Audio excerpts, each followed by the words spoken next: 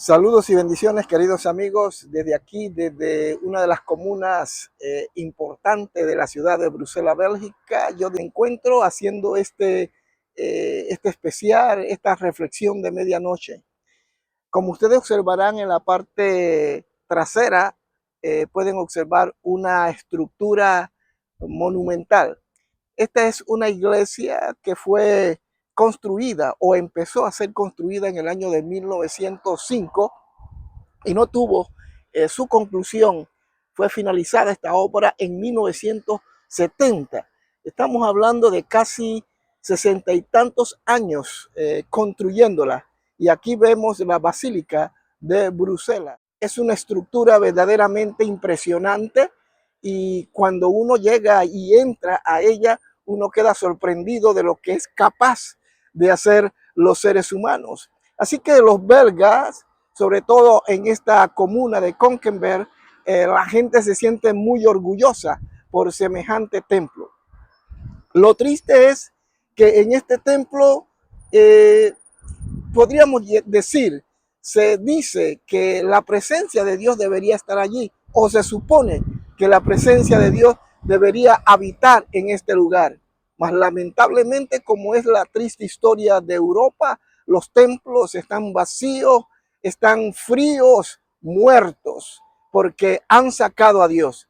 Eso me recuerda aquel pasaje bíblico de las Sagradas Escrituras en el Evangelio según San Mateo, capítulo 24, cuando los discípulos le preguntaron al Señor sobre este hermoso templo, hablando del templo en Jerusalén. Y el Señor les dice, ven este templo, ven este monumento, no quedará piedra sobre piedra. Y así sucedió.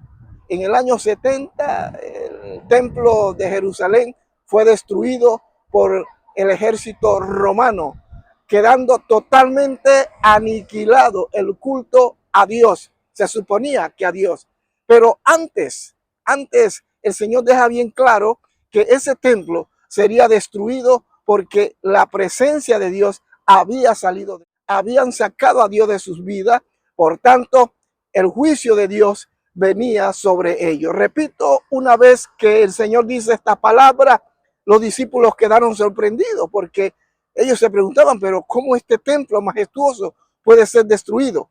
Pero la historia ha quedado documentada. Josefo, el gran historiador judío, habla acerca de esta destrucción. Y así sucedió, tal como el Señor lo dijo. No pasará esta generación. Y no pasó esa generación. Y ellos fueron testigos de lo que Dios había hecho. Así que una generación se compone de 40 años. Y estaban aproximadamente, si no me equivoco, en el año 30. Así que si usted le suma, serían 70. Y en el año 70 fue destruido. ¿Qué podemos sacar de esta situación terrible que vivió Israel en su momento? Y es que la lección que podemos sacar es que cuando el hombre saca a Dios de su vida, no le queda otra cosa que el juicio de Dios. El hombre ha violentado los principios de Dios. Cuando violamos esos principios, los mismos principios se encargan de ejecutar juicio. Y eso fue lo que casualmente sucedió con Israel. Habían sacado a Dios de sus vidas, de la sociedad, de la política, de la finanza, en todos los aspectos. Y Dios, su presencia, salió del templo. Y por eso vamos a observar cómo en el año 70 Jerusalén es barrida, no solamente la ciudad, sino también el templo. Queridos amigos, cuando nosotros sacamos a Dios de nuestras vidas, no nos queda otra cosa que volvernos a Dios, arrepentirnos de nuestros pecados. Hoy nuestras congregaciones están llenas de culto al hombre. Hoy se exalta más la vanidad, se exalta más la humanidad, se exalta más al hombre. Y eso, hermanos, es pecado. Por eso estamos viviendo unos tiempos tan peligrosos, tan difíciles, donde nosotros tenemos que volvernos a Dios. Hemos sacado a Dios de nuestras iglesias, de nuestras congregaciones. Hoy Europa sufre una crisis de identidad, una crisis moral, política, social, en todos los aspectos. Y la gente se pregunta, pero ¿a raíz de qué? ¿Qué fue lo que sucedió para que Europa sea lo que hoy es? Sacaron a Dios de sus vidas. Europa exportó la gran reforma, un movimiento que estremeció al mundo de aquel entonces. Y gracias a ellos, gracias a reformadores como Juan Calvino, Martín Lutero, Juan Hus, y así métale un sinnúmero de personajes, hoy nosotros, el Evangelio llegó a nuestras vidas. Y hoy nosotros somos lo que somos. Somos cristianos, temerosos de Dios. Debemos aprender de los errores, de las iniciativas que los hombres acá en Europa tomaron para no cometer nosotros, no caer nosotros en lo mismo. Hoy Europa necesita hombres y mujeres temerosos de Dios, que se vuelvan a Dios. Hermanos, no saquemos a Dios de nuestras vidas. Hoy lamentablemente no solamente de manera estructural en el sentido de que están sacando a Dios de las iglesias, sino están sacando a Dios de sus corazones, están sacando a Dios de sus vidas.